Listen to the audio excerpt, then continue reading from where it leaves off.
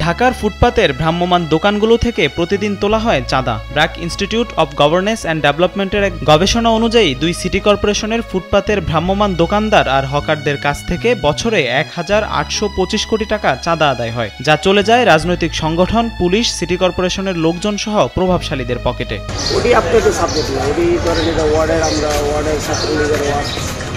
President secretary আমরা কি সাথে যেগুলো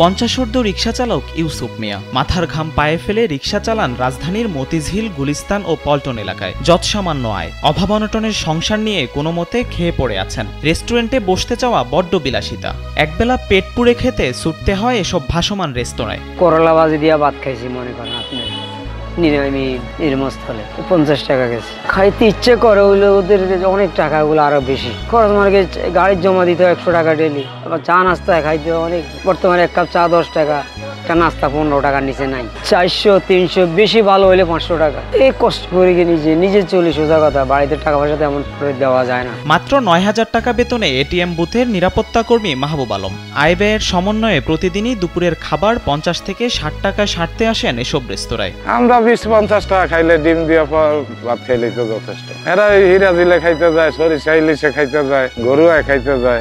আর আমরা খাইতে পারি গরিবে? এটা তো বড় লোকের লেখা। মাসে বেতন পাই, ওভার টাইম পাই 5,000 টাকা, আর যেটা আমার পার্মানেন্ট ডিউটি ওনে পাই 9,000 টাকা। রাজধানীর মতিঝিল ও পল্টন এলাকায় গড়ে ওঠা অস্থায়ী এমন ভাসমান রেস্তোরাঁয় ক্লান্ত শরীরে পেট পুড়ে খাবার খেতে আসেন অসংখ্য নিম্ন আয়ের মানুষ। তবে ভাসমান রেস্তোরাঁয় খাবার খেলেও নিজের অজান্তেই প্রতি প্লেট ভাত খেয়ে চাঁদা গুনতে হয় 10 টাকার বেশি।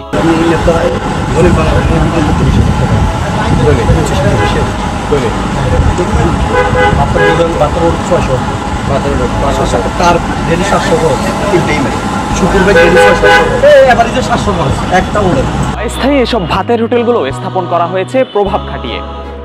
তবে সরকারি জায়গায় স্থাপন করার কারণে রাজনীতিবিদ, প্রশাসন ও প্রভাবশালীদের প্রতিদিন গড়ে চাঁদা দিতে হয় প্রায় ১,০০০ টাকা। আর এসব চাঁদার টাকা আদায় করা হয় প্রতি প্লেট খাবারের মধ্য দিয়ে নিম্ন আয়ের মানুষের পকেট থেকে।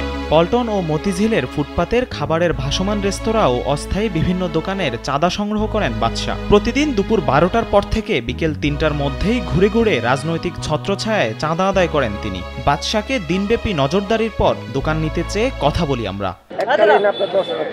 ফিরত পাইবেন না, 100 টাকা পুলিশের লোক আয়া নেবে, বা ওই যে হোটেলওয়ালা একজন তুলে দেয়, প্রত্যেক হোটেলের থেকে তুলে দেয়। মতিঝিল সেনা কল্যাণ ভবনের পাশে একটি ভাসমান রেস্তোরাঁ দিতে গেলে এককালীন গুনতে হবে 10 থেকে 30,000 টাকা। রাজনৈতিক নেতা ও প্রভাবশালীদের বাবদ প্রতিদিন দিতে হবে 550 টাকা। পুলিশকে ম্যানেজ করতে প্রতিদিন দোকান প্রতি দিতে হবে 100 টাকা। এছাড়া সপ্তাহের প্রতি বৃহস্পতিবার 100 টাকা চাঁদা সহ দৈনিক প্রায় 1000 টাকা দিতে হবে একজন ব্যবসায়ীকে। প্রতিদিন আপনার 650 টাকা খরচ আছে।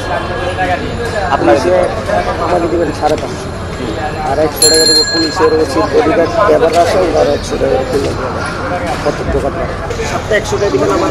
আমার সবাই দেন, আপনি কিছুদিন পর পর উচ্ছেদ অভিযান পরিচালনা করা হলেও ফের মুহূর্তের মধ্যেই দখল হয়ে যায় ফুটপাতগুলো। ফুটপাতে চাঁদাবাজির সাথে পুলিশ সদস্যরা জড়িত থাকলে তদন্ত করে ব্যবস্থা নেয়ার কথা বলছেন পুলিশের এই কর্মকর্তা। আমাদের এই ধরনের যখনই এই বিষয়গুলোতে এই ধরনের কারো নাম উচ্চারিত হয় বা আমাদের কাছে প্রকাশ্যে অপ্রকাশ্যে যে কোনোভাবেই যদি কোনো নাম আসে আমাদের পুলিশ সদস্য সংযুক্ত আছে, আমরা কিন্তু সেটা তদন্ত করি এবং এর মধ্যে মানে তাদের বিরুদ্ধে শাস্তিমূলক ব্যবস্থা নিই এবং এই ধরনের নজির আমাদের কাছে রয়েছে। স্থানীয় রাজনীতিবিদ ও ক্ষমতাসীনদের ছত্রছায়ায় এমন কার্যক্রম পরিচালনার অভিযোগ বেশ পুরনো। তবে এমন অভিযোগের প্রেক্ষিতে স্থানীয় কাউন্সিলর বলছেন ব্যবস্থা গ্রহণ করার কথা। ব্যাপারে আমরা এবং আমার পক্ষ থেকে আমাদের কাউন্সিলর অফিস থেকে আমরা জানেন, মেয়র মহোদয় তো পরিষ্কার চেষ্টায় তিনি এগুলা যাতে না বসে, ফুটপাত যাতে আমার অংশে যেটুকু আছে সেটুকু আমি বলি।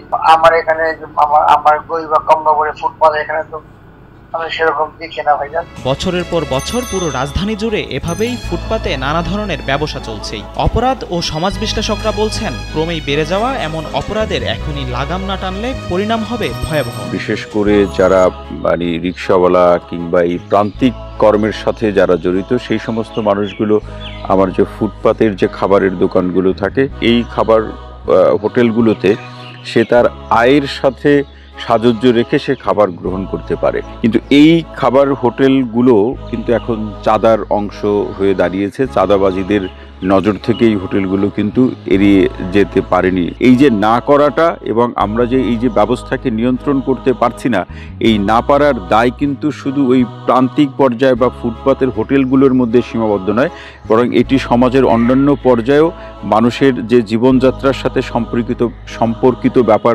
বা বিষয়বস্তুর ক্ষেত্রেও কিন্তু নানাভাবে প্রভাব বিস্তার করছে।